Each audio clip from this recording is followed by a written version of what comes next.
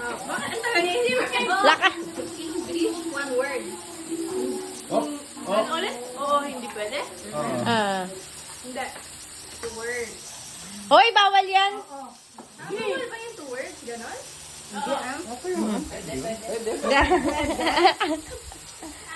Bilisan mo. Pwede. Pwede. Pangalan ng tao. Gagi! Ha? Ginagawa. Ito yung word, gagi. Wala. Hindi niya mahulaan yan. May natalo na kayo. So, hindi tao. Pwede. Pwede. Baka may kilala siyang ganon.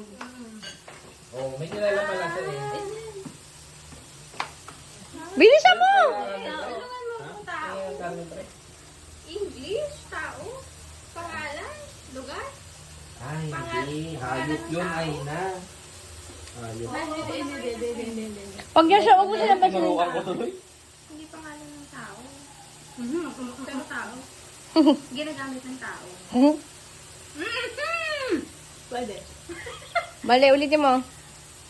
Oo. Ay, Naman naman. Friend mo ka na. diretso lang. Wala akong maisip eh. Ikaw Category. Ikaw lang wala alam ng word. Category ulit. ano daw? Bigay ka ulit category. Category ka na lang. Gamit. May partner. Ikaw yung partner. Hindi gamit. Hindi pa. Kinakain. Wala.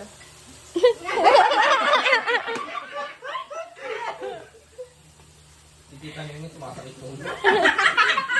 Ay, nagugulo ka na. Nasa na yung